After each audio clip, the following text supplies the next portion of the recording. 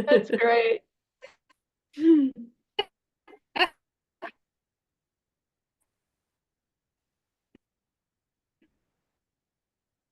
All right.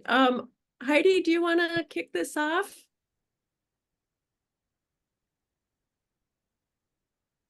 I think we may have just lost her. Uh-oh, She froze for a second. she's there. She Can looks you not hear very me? enthused. Okay, now we can hear you.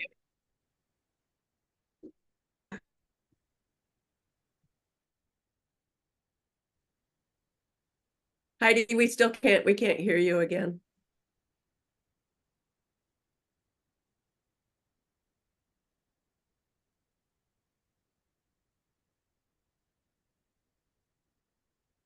I think we dropped her off.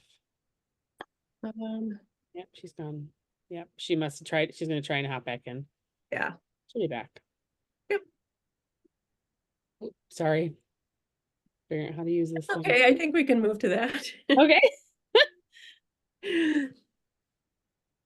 So I can talk about our objectives really quick. Just the three things we're kind of hope that you can take away from this. Just the things that we learned, the national health policy initiatives that impact nursing, but also, impact a lot of other areas.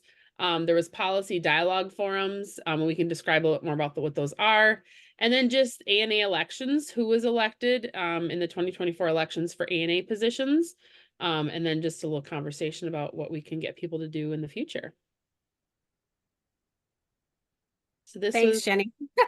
Sorry about that. Go ahead, Heidi. No, I'll leave my camera off. That might help. I think for whatever reason, the bandwidth isn't behaving. So these are just a few of the many pictures we took. The picture on the left represents the team that was on Hill Day. So you'll see some familiar MNORN faces, and then you'll see a couple of U of M professors who were also joined us, which was really great. So we got to hear their perspective and join forces. And then the photo on the right is most of us here at the membership assembly. So. And we should point out Nicole, who is our student representative on the board. That's right. Nicole in the pink pants there. And very, very sorry we didn't get to snag Stephanie at some point. Yes. We were commenting on that when we were pulling pictures together, like, oh, where's Stephanie? Where was she? Yeah, well, it was sad this year. I didn't get to sit with the delegation. So I was in between North Dakota and Washington. So yeah. And then Cammie's daughter, April, joined us as well. So that was fun. She joined us a couple years back when she was fresh out of nursing school. And so now she's back again with a little lived experience. So that was great. So you could see her next to Cammie there.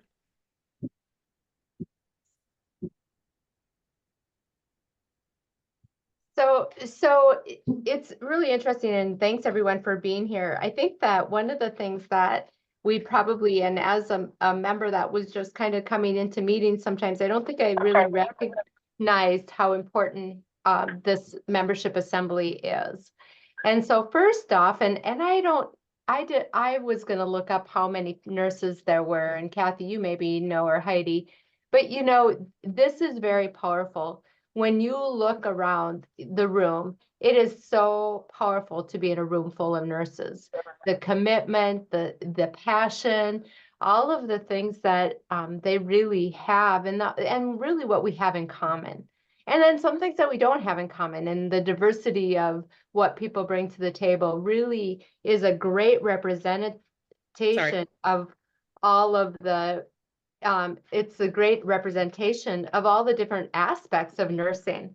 And so it was really, really good to be together. And then how it works is that this is the time, and the reason why it's in Washington, D.C. is because we go to Hill Day. You get to meet with legislators. You look at the ANA puts together. I did a little snapshot of what ANA puts together for us, to really go to the legislator and be well informed, to leave packets with them, and really try to impact the representatives and what positions they take on issues that really impact nursing. So it's really a great time. It is what all of us, anybody here can attend. It is just a great time for us to be together, to be powerful in our voice, and really take a stand in the issues.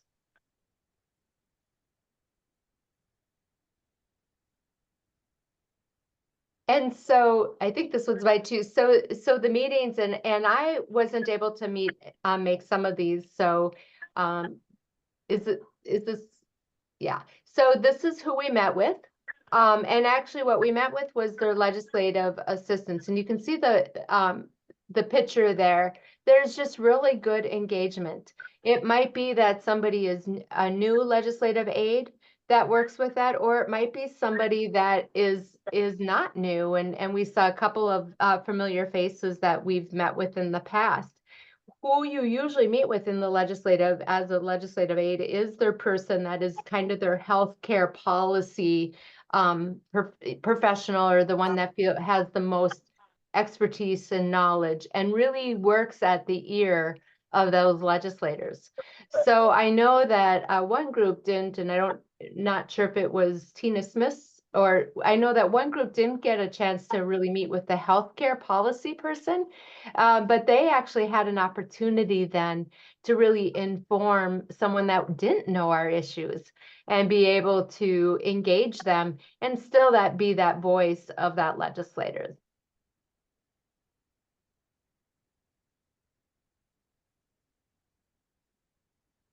All right, so I am Christy, and I'm going to do my best to kind of go over these bills that that we went over.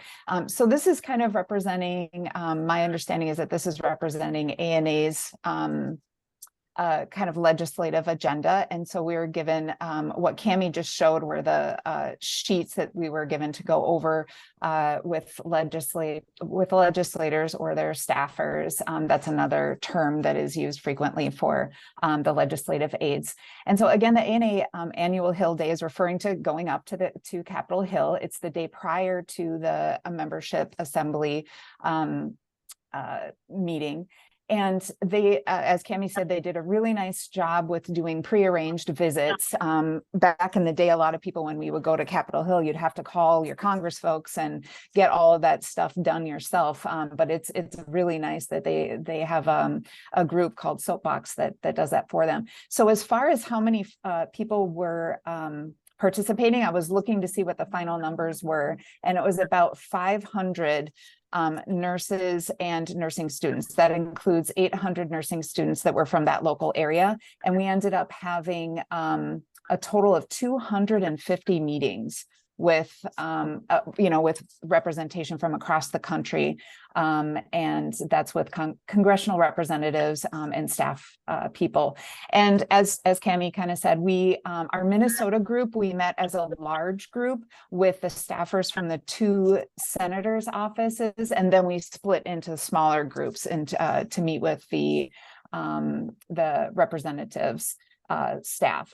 And one of the things with doing this is you can kind of see we've got these 3 bills that we looked over with them, and they had their packets. They could follow along as we went through these bills.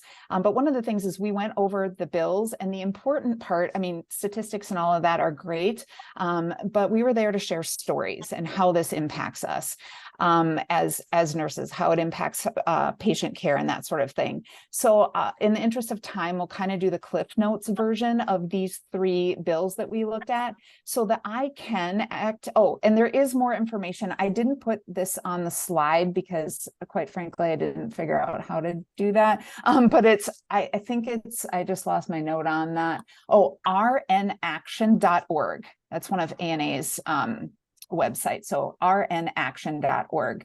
And so basically the I Can Act, and I have a lot more information about this if you want it. It's also on that website, but including Senate and House files and all that specific stuff. But it stands for Improving Care and Act. I'm wondering if the person on the phone could maybe mute. I don't know. I'm not able to mute. Okay, so improving care and access to nurses. This is really specific to, I mean, you guys are all probably aware of barriers that advanced practice registered nurses come up against with providing care to Medicare patients. So it's basically those things like writing for the diabetic shoe consult, referral and those kinds of things that really impede continuity of care and patient care and that sort of thing. And especially as we start to think about underserved communities and the role of APRNs in those communities and that sort of thing. So this one, our understanding, I believe, is that there is actually quite broad support for this. There are, and let's see, I can't remember. I think it's many organizations, including National Academy of Medicine, National Governors Association. It's this act has a lot of support. And I think another piece of this is that a lot of those barriers were removed with the COVID emergency. And we saw that, nothing disastrous happened. If anything, greater care happened with advanced practice registered nurses providing this care. And so we want to permanently remove these barriers. So hopefully all that made sense here. The next one is, and these are in no particular order, by the way. This is about the Nurse Faculty Shortage Reduction Act. And this is really getting, it's an act that provides for a 5-year pilot grant. Or 5-year pilot with HRSA grants that would supplement, not supplant or replace the faculty pay, but basically to look at what the local pay is for what it would be like for a faculty person to work in the field versus what they can get paid as a faculty person, and to make up that difference.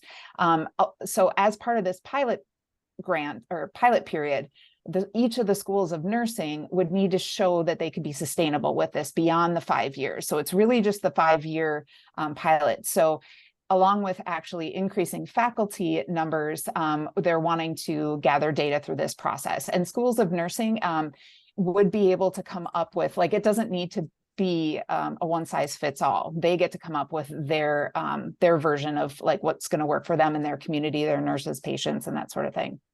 The third thing is related to restricting mandatory overtime for nurses. And this is one of several attempts for, one of several ideas to help ensure safe and supportive work environments. This does not get in the way of limiting when people want to voluntarily work overtime. And it includes other things like posting schedules and things like that by certain timelines. And so some more transparency with that. And I just put on here also that there are 18 states that currently have some of these restrictions, but on mandatory overtime, but there's a varied structure with that and enforcement. So the idea is to make this a federal thing so that it was the same across for the same protections across the board. Lastly, I wanted to talk about that there is this last thing that's not a bill. Let me just get to my notes about this. So this one was about the Centers for Medicare, or CMS, Centers for Medicare and Medicaid Services, recently issuing the long-term care staffing final rule. So there wasn't, because it's a final rule, there really wasn't anything that we were gonna, and help me here if I'm saying this incorrectly, but that we weren't really going to have an influence on this, but really it's a staffing rule and and standards that includes presence of an RN 24/7, and and people and these facilities have the ability to it kind of depends on what their facility is like, how much time it takes for them to be able to implement these things. And that if anyone has any questions right now, I could take those. Otherwise, we could wait until the end. But that was just kind of a Cliff Notes version of the things that we talked about with the legislative representatives. That was great, Christy. I just wanted to add one thing. Sure.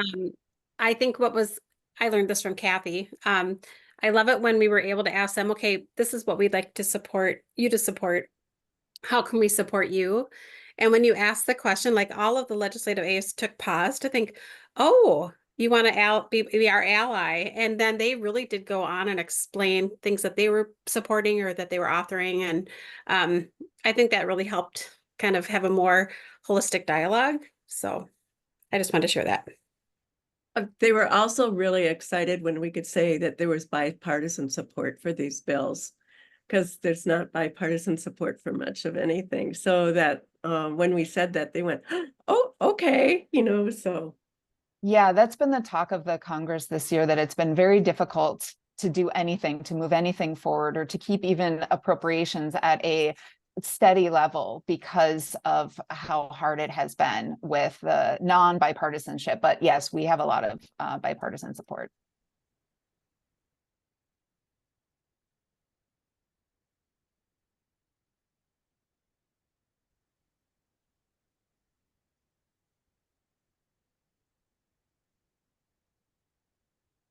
I can't remember if this is my slide. Sorry, Jenny. I think Berg and Christy were just going to talk about their first impressions of being a new person at Membership Assembly. Yeah, this kind of covers what occurred at the Membership Assembly. We did the Hill Day, and then the rest of Membership Assembly has to do with the dialogue forums, the breakout sessions, new business that was brought up at the Assembly, and the elections that occurred for ANA. So we thought we'd include to explain to you all, what was it like? What for the newbies in our first impression. I would reiterate Cammie's, it's powerful to be in a room of nurses, but more than that it's powerful to be in a room full of nurses who can see the entire system, understand it, and want to be engaged in it, so that every person that you're talking to is ready to network. And once you are able to find your niche or your interests and carry that forward, it's very empowering, and you start working from you have allies and what you're trying to do and where you're trying to go, and how you can all affect change. So it's always fun to do a Hill Day. I enjoyed that too, but I would say the networking was helpful. I also felt like, for ANA making decisions, their statements, their stances, their rules and whatnot, it seems like, was my impression, seems like it's kind of their own thing. Like, we're just there to comment, and they can take our advice or they cannot take our advice. It's up to them. So what's more important is who's on the board and who's making these decisions and able to vote on them. And maybe they'll listen to us. I hope they'll listen to us. So from a democratic standpoint, it was an interesting experience to have, and I'll pass it off to Chrissy from there. Oh, what a great summary of what it's like to be a newbie. I would say that, yeah, this is my first time attending. And overall people were really welcoming. I can be a little bit on the shyer side, so it's kind of like trying to get in there, and because the other thing is that everyone seems to know each other too. So really trying to like break into these conversations and stuff is important. But the networking is great. And as Berg was kind of saying, they go by parliamentary rules, and they're very strict, and you got to stand at this microphone and that microphone, and there's a booklet about how you're supposed to behave and things like that. So kind of there is that, and it was the energy is great. One thing that I really appreciated, and we're going to get more into the dialogue forums here in a little bit, but as nurses and people serving patients, communities, families, the planet in different areas across this country, there are issues that are similar or the same, and there are issues that are different. And I really appreciated hearing the different perspectives from across the country. That's really important to me, and having space for all of that, and having some dialogue and hearing some of those things, and some challenging conversations at times. And I like that there's a place for that. And I also like that there is an opportunity for new business to be brought up. And because you know, there is their process for just getting into the dialogue forums, from what I understand, for making those topics selected. But there's things that impact us now that we need to talk about now. So so that is a nice thing. And it does feel like mostly it's a time to give feedback, just like Berg said, and then we have the Board of Nursing, or you know what I'm saying, the ANA board, that then kind of makes decisions. But yeah, that was my first impression.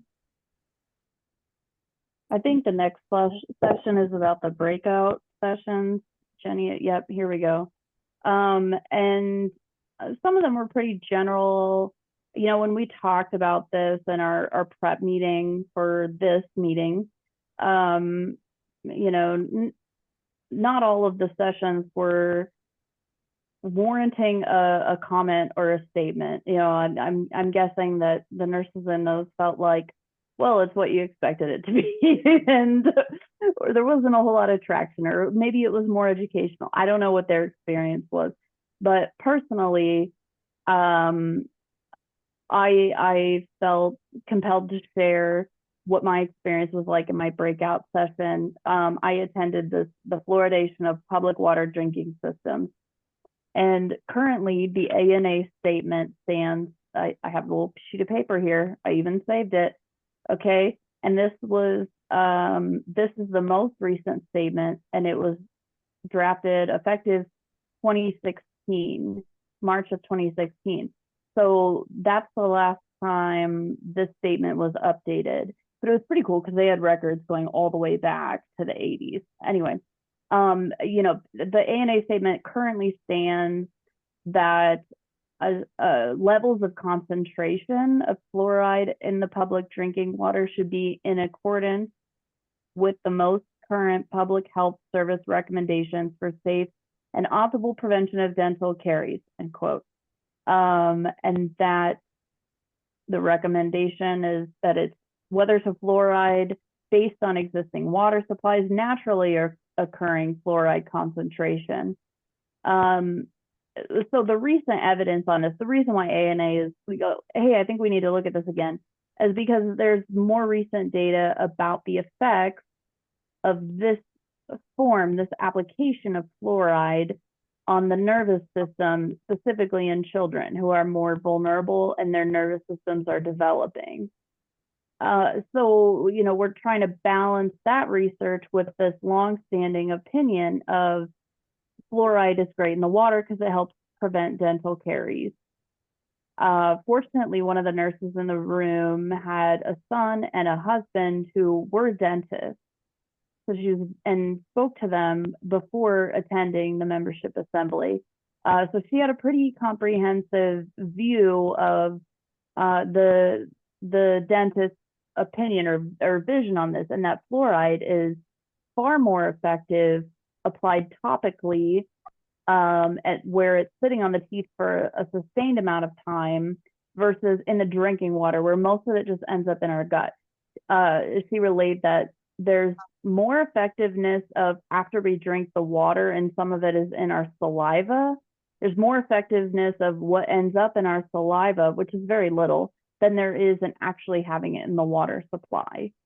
So trying to balance that knowledge while also holding on to this new data, you know, peer-reviewed, evidence-based experiments or research studies rather on the effects on children, on their nervous system. So as a group, we decided to recommend that the ANA revisit their position statement on this issue, and that they seek assistance on revising the statement from an organization called the Alliance of Nurses for a Healthy Environment. And the Alliance of Nurses for a Healthy Environment has already written letters to the CDC and you know, public health officials about water fluoridization, calling for it to be reconsidered, that we should not fluoridate our water. So the recommendation was, hey, you know, these are experts who have already done a lot of research, and this is already what they're doing. So we advise that the ANA work alongside this organization to glean from their experience and their wisdom and their existing specialty while drafting another statement. So we'll see if they listen to us or not, but that's what happened in the meeting. That was a great summary, Berg. I wanted to share a little bit about the one that I attended. It was AI, What Nurses Need to Know, and it was led by one of the new innovation team leaders.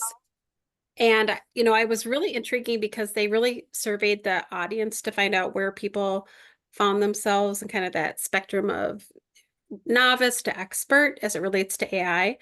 And I would say most of the people there said that they were novices or just above novices. But there was one person, Rachel, who shared her system's experience with AI. And, you know, some of what she talked about was that they have AI in place to detect falls, to detect motion in the bed, to detect vital signs. There's biometric patches that their patients are wearing. So there's, you know, some of the things that we've heard about are actually in practice down in New Mexico. So it was fun to learn from her, kind of her lived experience with that product. But I think more to come. I think the innovation team is trying to develop some guidance for us as nurses as it relates to AI and adoption. So it was a good conversation.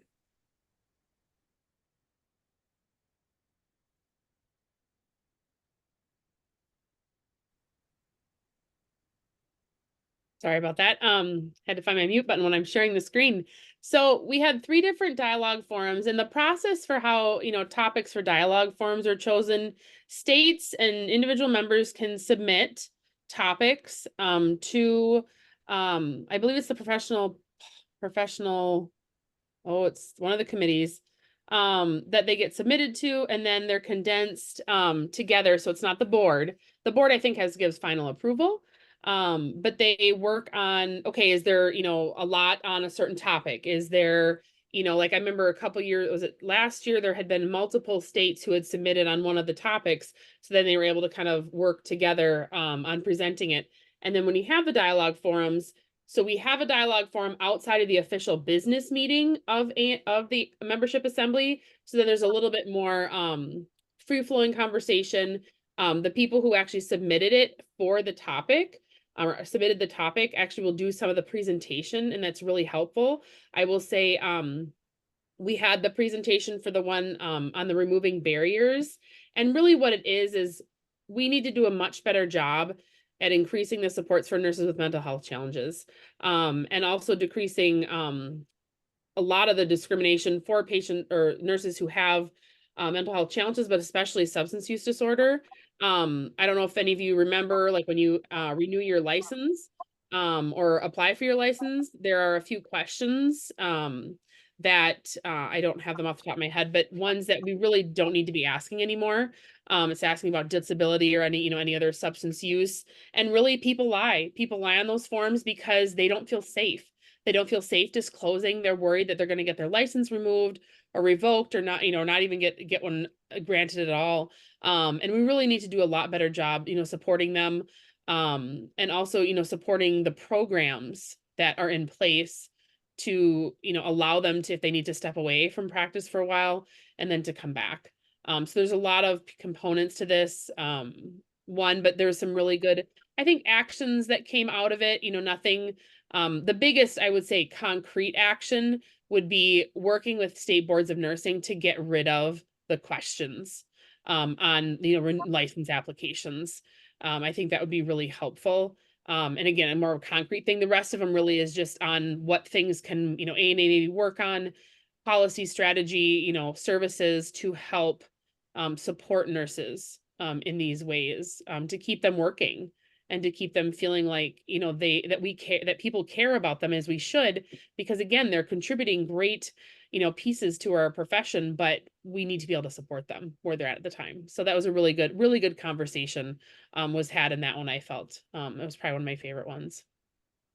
Yeah, Jenny, I just wanted to add that the president of the National Council of State Boards of Nursing was there and spoke at the mic about working with ANA and the other nursing organizations to helped remove those barriers and helped even perfect the language in the resolution. So we can always say we'll work with NCSBN, but when NCSBN says they'll work with us at our meeting, that's pretty powerful.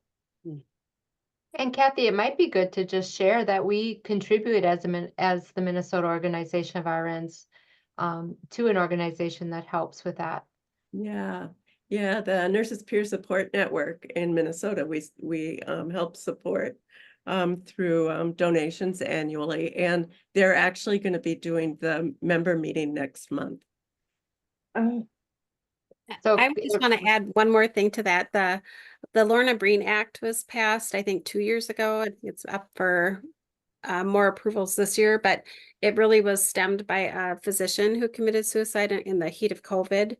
And it is interdisciplinary call for all of the professional boards to remove questions related to mental health and substance use from licensing applications. And I think 38 states have passed this or followed suit and started to remove it from the MD licenses. So just want to throw that out as well. Yeah, very, very passionate. I think the other thing is that when we were memorializing people, nurses, there was a lot of suicide, and you have to believe that a lot of that was just not reaching out and getting the help needed because of fear. So just really something to really be aware of in our profession. High risk. What are the other conversations that we had? And one of the things that I'll just add around the dialogue forums is that when we go to assembly, we represent this membership organization. And so when we're representing that, we are trying to bring forward things that our organization as a whole or members might have had experiences with, or things that we can really support or not support, depending on where our membership lies. And that's part of our responsibility when we go to the membership assembly, is that we're representing this body here. And we take, so when we have these kind of forums, we're talking amongst ourselves about where does people feel, where do we think we're at with that as an organization. So one of the ones that was up was the improving care for veterans population. And this was a very hard one also, in the fact that we have a lot of nurse veterans who are struggling with mental health, who in their veteran system are not getting the services that they need, along with nurses that have spouses or family members that are struggling with it because of the wars in Afghanistan and Iraq and what it's done, and then the system not being set up to really support them or the greater families, whether it's a veteran that reunites with their families, and then there's mental health things going along the way, and not even support for the families or for the veteran themselves. And even though in 2018, the Mission Act was enacted, it really was about how veterans, it was supposed to elevate how veterans were able to get services within their communities. And it has really fallen short in being able to really address the needs of veterans. And so as an ANA and as Minnesota Organization of RNs, we supported this, that we needed to really support being able to increase the resources and increase recognition that more needs to be done for the veterans population.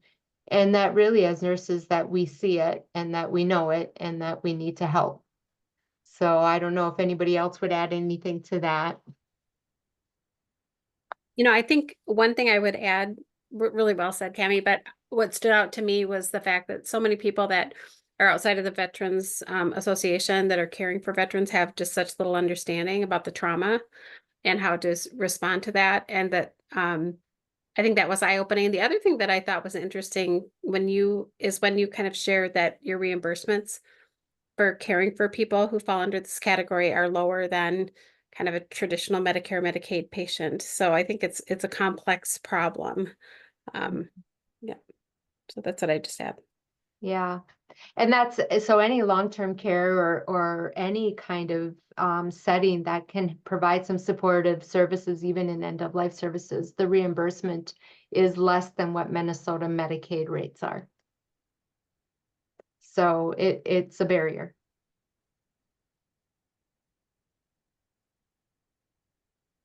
Thanks, Heidi, for adding.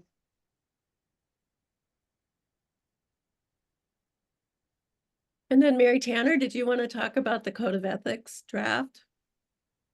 Feedback? Hello, let me get my, let me get it figured out here. Yes, well, I thought that there would be more discussion about the revising the code of ethics at this meeting, but again, that was a good discussion too. And of course, now the code is being used and altered every 10 years. So there's another large group that's evaluating it. So, and if you note the date on there, give feedback by July 30th. So all of you have a few days left. If there's any particular aspect that you want to change, or if there's something you want to add to the document, you can provide that there. Yeah, I just thought that we'd hear more about what is being altered so far, but we didn't see that, so. Right. Martha Turner, are you still on? My MTs. Yeah. Yeah. I'm here. Do you have anything you would like to tell us? Oh my gosh, where could I begin? We really, really would like everyone to go online and look at it and see what you think it would need, if anything, to be changed that would make it a code of ethics. A lot has been added. It doesn't resemble the old code very much at all. I need to get my dog a biscuit or something. Sorry. Maybe some wine. Huh? Bird There's gave the her dog. some- Yes, it works like a charm. They'll go right to sleep, apparently. There you go. So yes, if we had 9 committees working on it across the country, and about half of them were ethics experts and the other half were subject matter experts. And they were to look at it and make sure that whatever group they represented, just like you were just speaking of here, whatever group they represented is represented in the code. And that the nurses who work anywhere, all nurses, every role, every setting, need to be able to follow that. Just a minute. Yeah, well, and Martha, when we did our discussion 10 years ago, I mean, there were people around the country with different interests and topics, depending on where they lived and not just what they worked for in nursing. So that's important too, that people from around the whole country deal with this. And Yeah. not just the United States, but I think the world effort too is They look at important. our code for sure. Yeah. So, the things that were added tended to be current events thing. We want to make sure that the problems people encountered with COVID were covered in there, that the racism issues that are being encountered in the work setting and pretty much everywhere.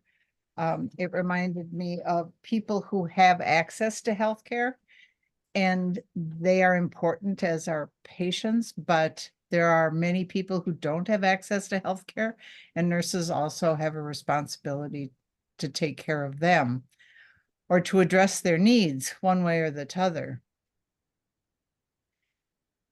The overall global relationship, it's still focused on relationships, nurse to patient, nurse to nurse, nurse to our other colleagues, and then nurse to our work environment, nurses to ourselves, provision 5 is still there, and nurses to the environment, the larger environment outside the healthcare and up to the globe, Teddy Potter stuff. We really wanted to make sure we included that because nurses have a responsibility globally. That's why provision 10 was added, because it just was cramming too much stuff into provision 9. Although some of us who are purists didn't have a problem with that. We didn't find it to be too much information because we were able to, even in the last code, find enough guidance to address whatever problem we came up with. The end of life stuff is still there. Nurses should not give anything that would cause death. That doesn't administer it. So that doesn't mean we can't discuss and work with the medical aid in dying movement and actually be productive, supportive members of that. But to actually administer a medication with the full knowledge that it is being given solely to end a life is still a one-liner in the code. So that's good.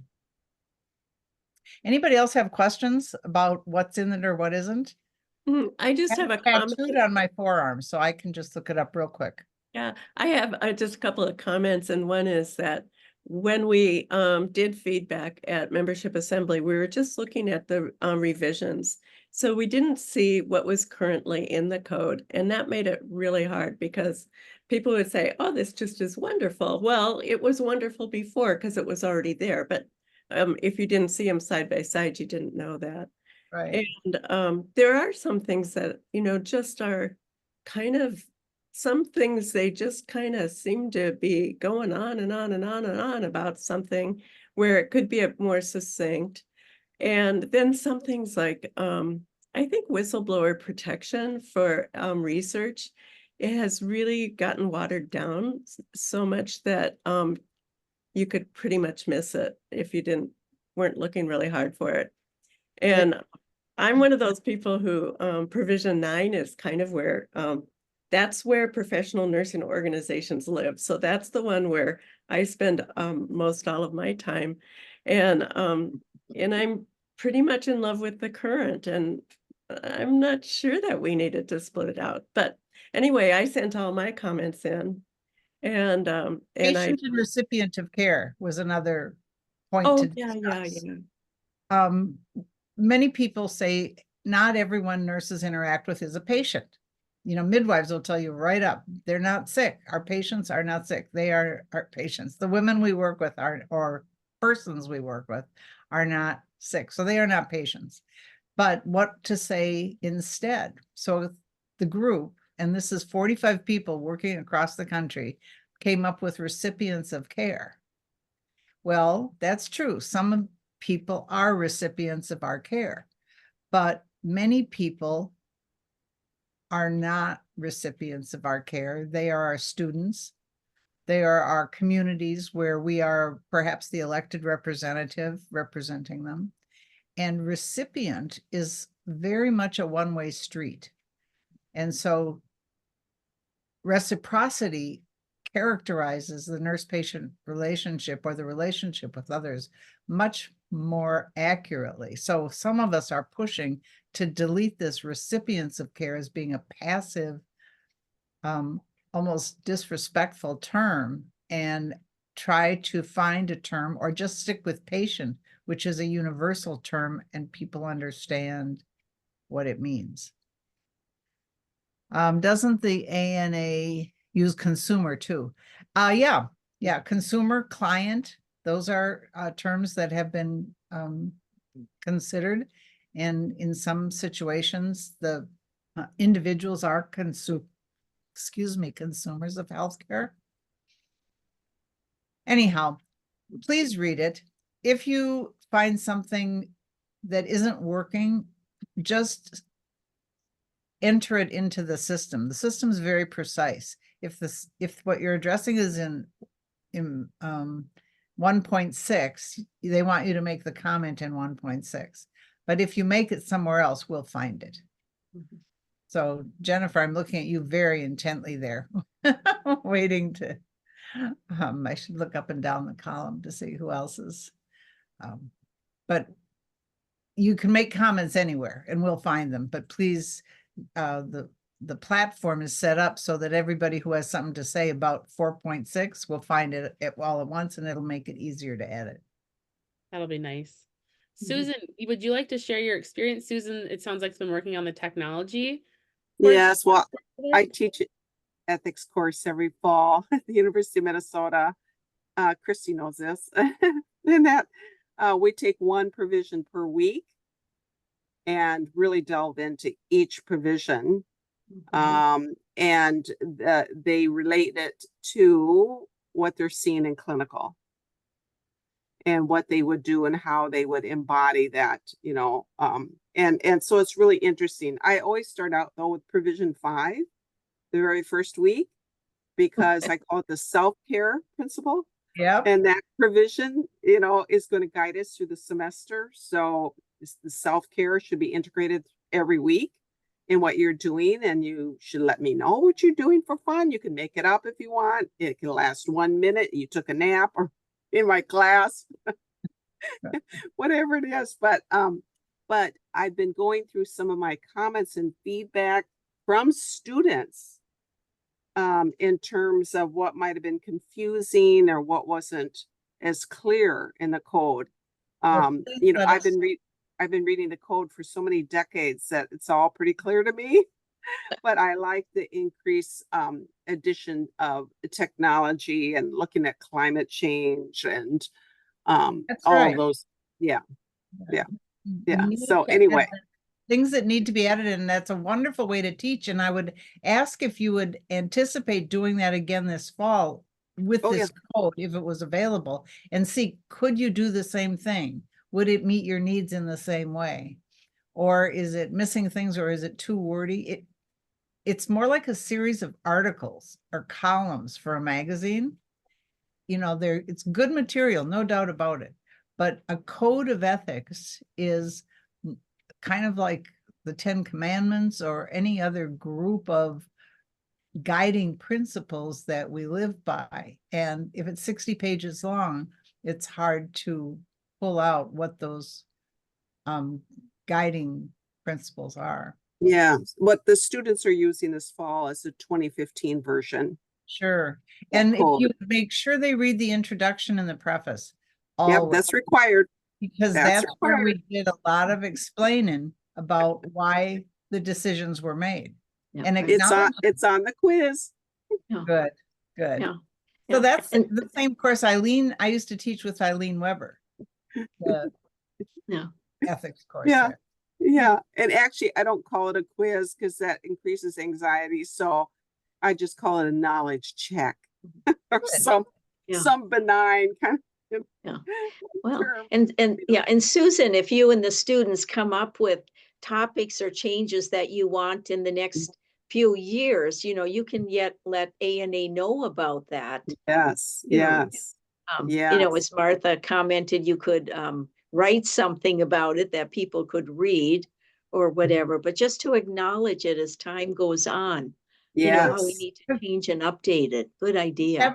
We have our position statements. So when a topic requires more guidance than can fit into the code, we suggest that a position statement be written to address that particular topic. And those can be written and approved and posted within very few months if we put our minds to it at ANA. I mean, it can also take 2 years, but it can in fact be done more quickly if we need to. Well, I always appreciate the students' comments and feedback because they can be objective. Because I've been living this profession for 50 some years, you know, and so it's hard for me to like see it with just new, fresh eyes. And so that's really, really always really helpful to me in terms of my teaching. So thank you for your comments.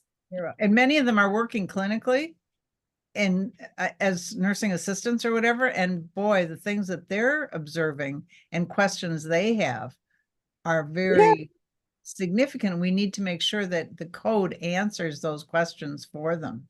And they're honest. They're honest. You know, like, why do you do that? I was always too intimidated as a nursing student to say anything, but thankfully they're not. Thankfully they're not. They're standing up for patients. Yep. Well, I'm glad you're all interested in the code. We're putting lots and lots of work into it. There are 6 of us on the steering committee or the co-chairs coordinating all of this.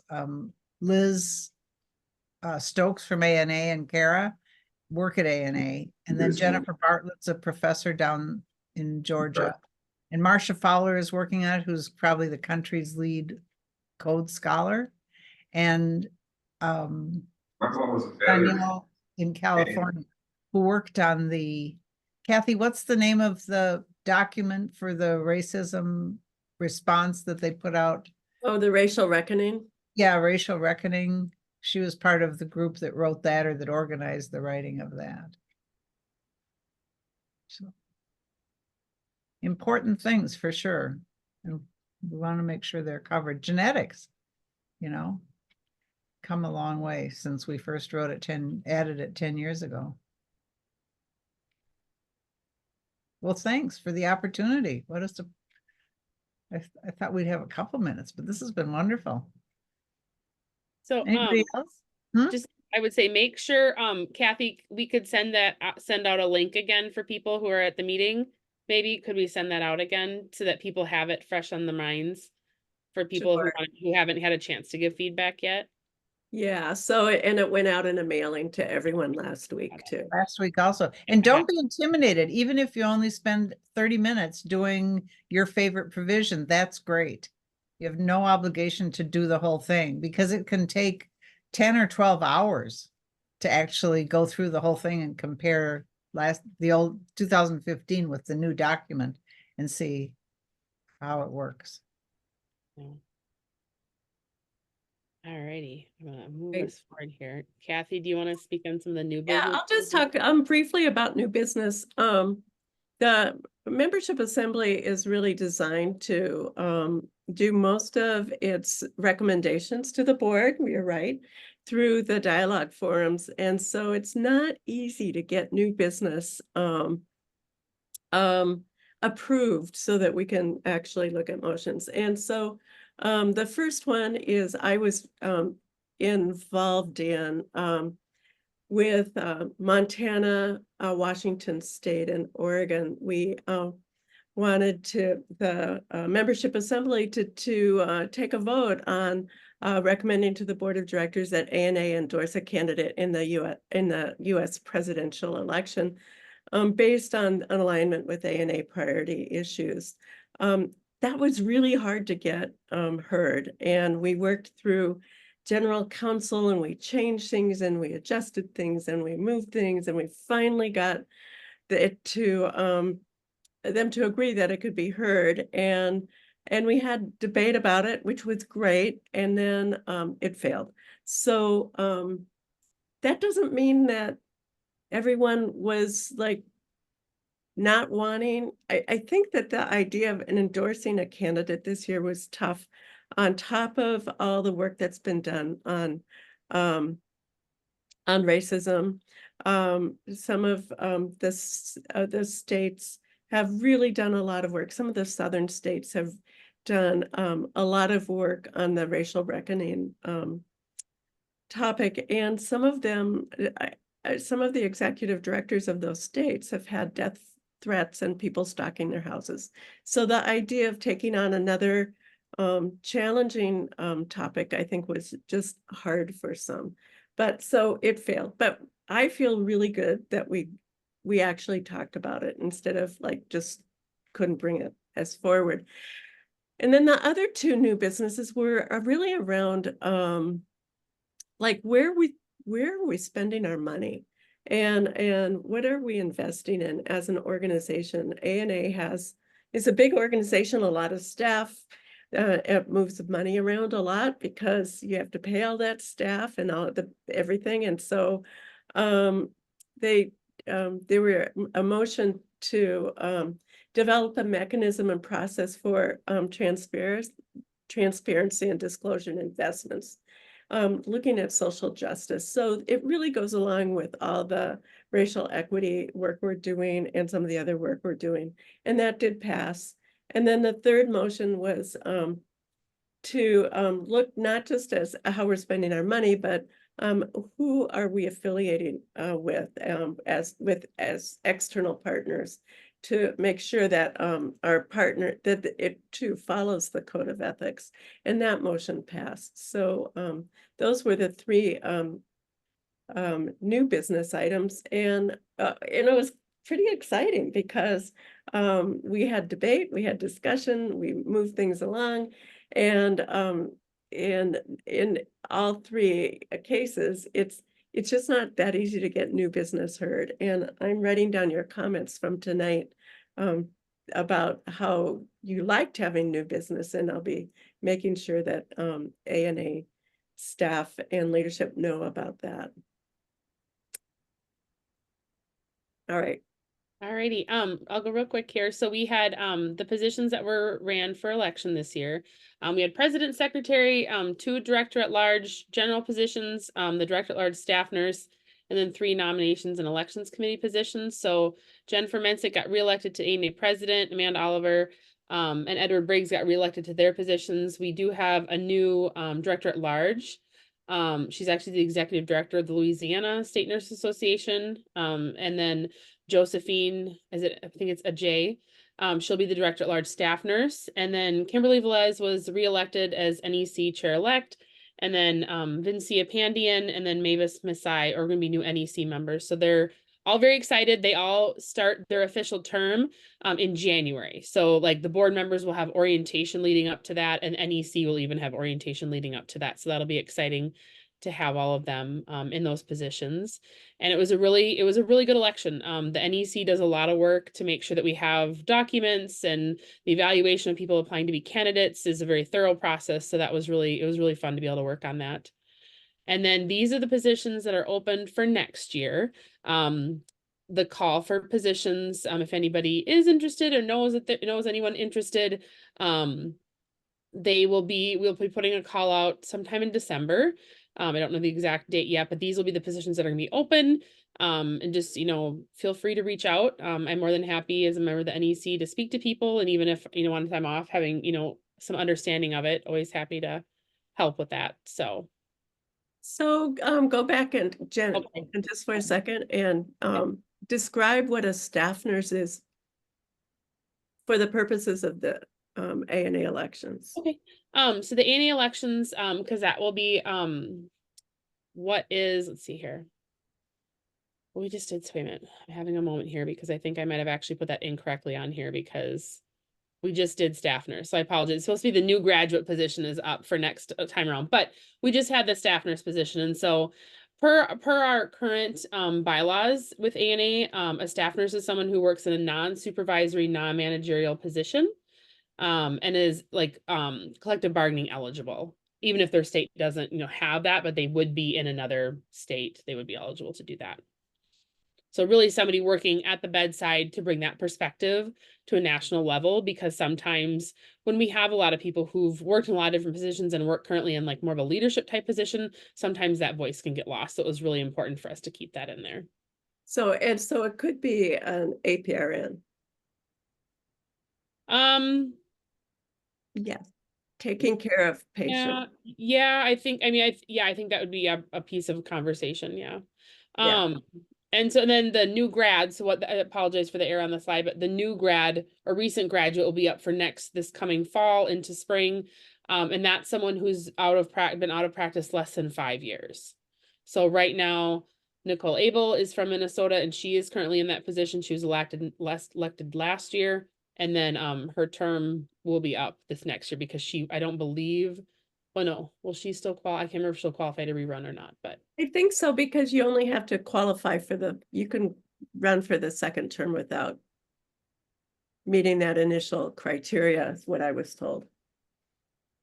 No, that one, I don't believe that. We'll look at that. Yeah. But yeah. Okay. Yeah. That one's a little bit gray.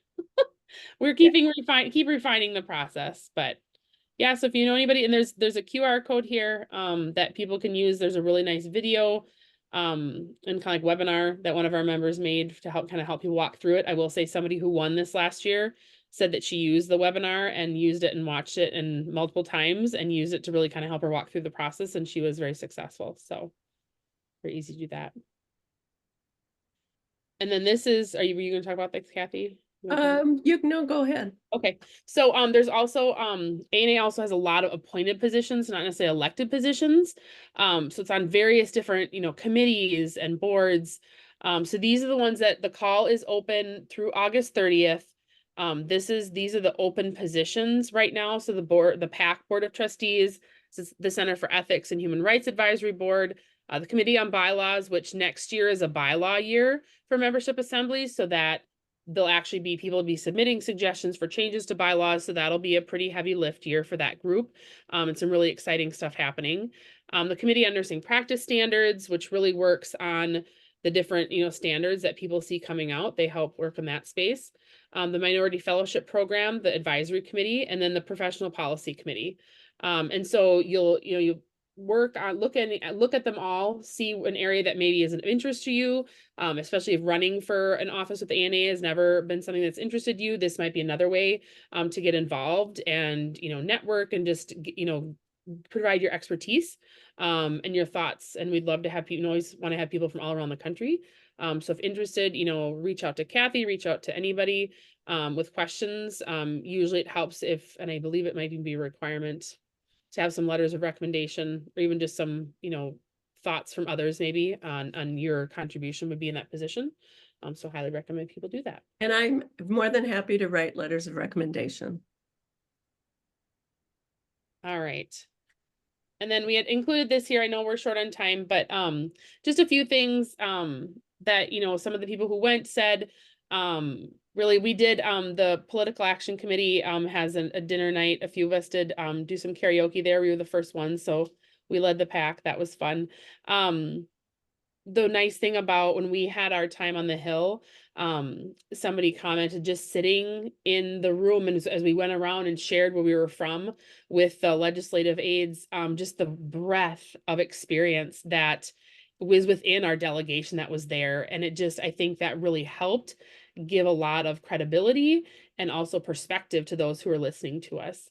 One of my favorite parts was just getting to see the event through the eyes of the first time attendees. So just getting to see, their thoughts and reactions. Stephanie, I don't know if she's still on, I couldn't quite see, but she was elected. Okay. She was elected as the chair of the organizational affiliates, and who the organizational affiliates are is any other nursing organization within the country. And so she currently is the president of the American Ambulatory Care, Care Network, or no, Care Association. I'm forgetting the exact term. It's like the American Academy of American Ambulatory Care Nurses, I think. I know the acronym. I couldn't remember the she was elected as the chair of the org affiliates. So she will actually sit and consult with the ANA board. So that'll be really cool to have her from Minnesota. And then also just even getting the chance to attend the meetings on the Hill. Somebody put that in there with the University of Minnesota leaders. They were in town because they are working on a grant, a reimagining nursing grant through the American Nurses Foundation. And so they'd been there earlier in the week and then stayed and were able to be on the Hill with us, which was really fun to hear about a lot of the work that they were doing. So we open it up for questions. I know a few people had put some comments in the chat. Anybody have any thoughts or questions about membership assembly, day on the Hill, anything that happened?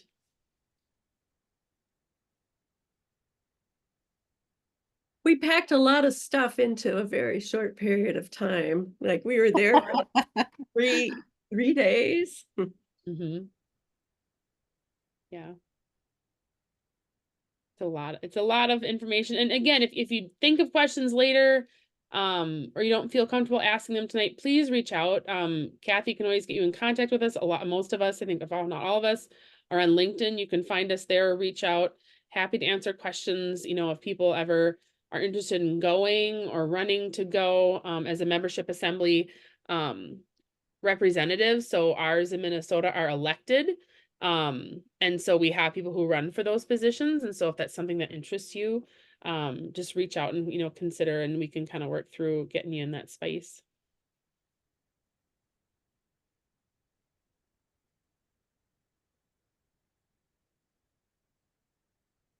Well, thank you everybody for being here this evening. I guess I don't have anything else and I don't know if anybody else does, or if anybody else has any other questions or comments, but I just appreciate everybody taking time out of your busy lives, especially in the summer, to be here and just hear about all the interesting things and the report out of kind of all that happened when we were in DC in June. Thanks for helping lead the report out as well, Jenny. Appreciate that. No problem. All right, well, have a good night, everyone. Thanks. Yeah. Talk to you soon. Thanks, everyone. Adios. Have a great night. Thank you. Remember the code. Yes. Bye.